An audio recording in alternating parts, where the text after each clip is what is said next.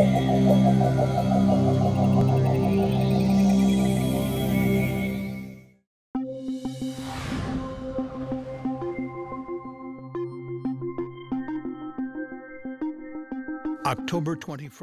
21 octobre 2016, usine chimique MGPI à Hutchinson, Kansas. Une réaction chimique incontrôlée provoque le dégagement d'un nuage dense contenant du chlore gazeux et d'autres substances toxiques qui s'étend sur le voisinage et affecte plus de 140 personnes.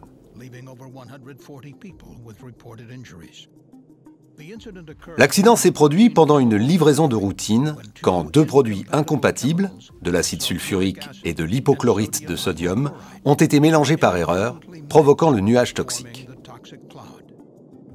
Les livraisons et déchargements peuvent être perçus comme simples par rapport à d'autres process mis en œuvre dans les usines chimiques. Mais comme ces activités peuvent impliquer de grandes quantités de produits, les conséquences d'un accident peuvent être graves.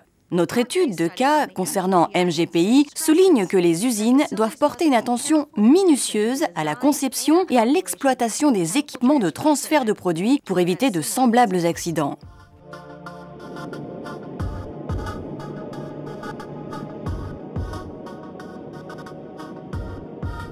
L'usine MGPI produit des spiritueux distillés, des protéines de blé hydrolysées et des amidons modifiés. L'incident s'est produit dans une partie de l'installation qui utilise de l'hypochlorite de sodium, ou eau de javel, et de l'acide sulfurique. Si on mélange ces deux produits, il se forme un dégagement de chlore gazeux et d'autres composés chimiques. Le matin de l'accident, un camion d'une société de distribution de produits chimiques, Arcros Chemical, arrive chez MGPI pour y faire une livraison de routine d'acide sulfurique. Après avoir vérifié les documents de transport dans la salle de contrôle, un employé de MGPI accompagne le chauffeur jusqu'à une zone de dépotage sécurisée. À cet endroit, les produits chimiques sont transférés des camions vers l'usine par des canalisations appelées conduites de remplissage dans de grandes cuves extérieures. L'employé MGPI déverrouille pour le chauffeur la conduite de remplissage de l'acide sulfurique pour que celui-ci puisse brancher le tuyau de déchargement du camion. L'employé se rappelle avoir indiqué au chauffeur quelle était la conduite à utiliser avant de regagner son bureau. Cependant, le chauffeur ne se rappelle pas avoir entendu l'employé identifier la conduite. À l'insu de l'employé MGPI, la conduite d'hypochlorite est également déverrouillée et les deux conduites, qui ne sont séparées que de 45 cm, se ressemblent beaucoup et ne sont pas clairement identifiées. Le chauffeur connecte le tuyau de déchargement du camion d'acide sulfurique à la conduite d'hypochlorite et l'acide commence à se déverser. Il retourne ensuite dans la cabine de son camion. Peu avant 8 heures du matin, un nuage verdâtre commence à s'échapper du réservoir d'hypochlorite. Le chauffeur remarque ce nuage dans son rétroviseur et tente de retourner dans la zone de dépotage pour couper le flux d'acide sulfurique, mais le gaz l'en empêche.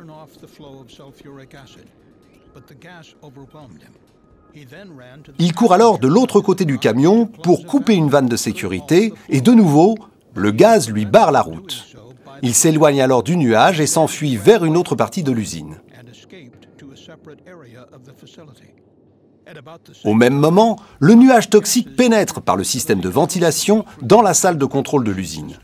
Les employés de MGPI, qui préparaient le changement de quart dans cette salle, sont immédiatement vaincus par le gaz toxique. Les employés ont l'habitude de mettre sous clé leurs EPI entre les quarts. Certains n'arrivent pas à y accéder avant d'évacuer. Pas d'autre possibilité d'arrêter le flux que de fermer une vanne manuelle sur la conduite de déchargement ou sur le camion, en activant un des systèmes d'urgence du camion. L'acide sulfurique va donc continuer à se déverser dans la cuve d'hypochlorite pendant 45 minutes, jusqu'à ce que les secours parviennent à fermer les vannes.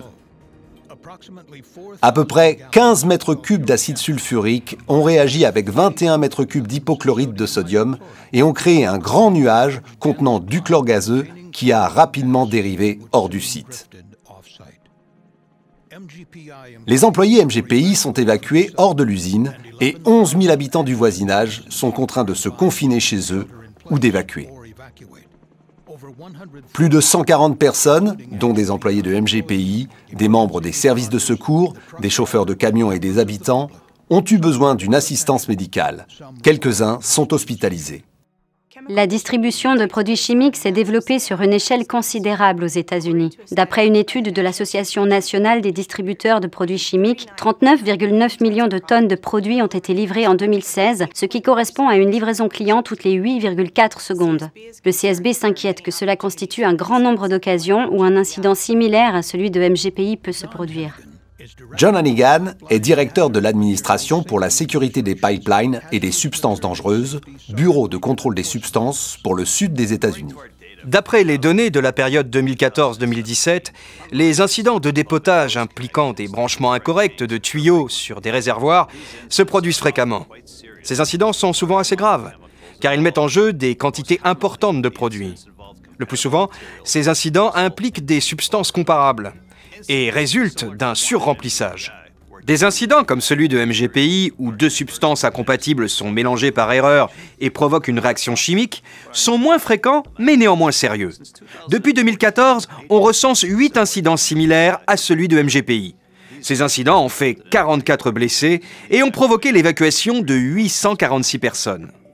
Dans son enquête sur l'incident de MGPI, le CSB a identifié plusieurs faiblesses liées aux facteurs humains qui ont joué sur la façon dont l'employé et le chauffeur ont interagi avec l'installation de transfert.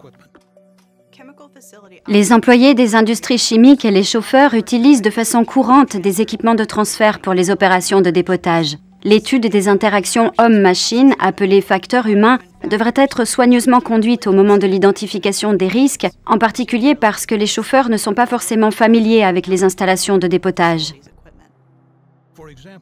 Par exemple, chez MGPI, le CSB a découvert que la grande proximité entre les conduites d'acide sulfurique et d'hypochlorite augmentait la probabilité pour les employés de faire des connexions incorrectes pendant les dépotages. Le CSB a également constaté que les deux conduites avaient le même aspect et fonctionnaient de la même façon, utilisant le même type de raccord. Enfin, le CSB a découvert que, sur les 5 conduites qui aboutissaient à la zone de dépotage, une seule était identifiée au niveau du raccord.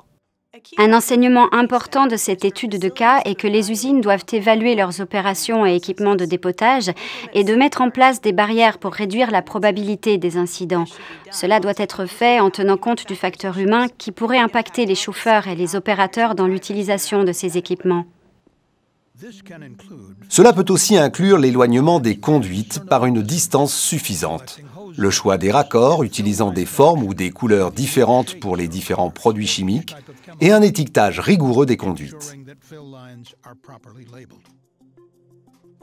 Le CSB a également découvert lors de son enquête que, à l'époque de l'accident, MGPI ne disposait pas d'une instrumentation qui aurait permis de couper automatiquement les flux de produits dans la zone de dépotage en cas de dérive du process.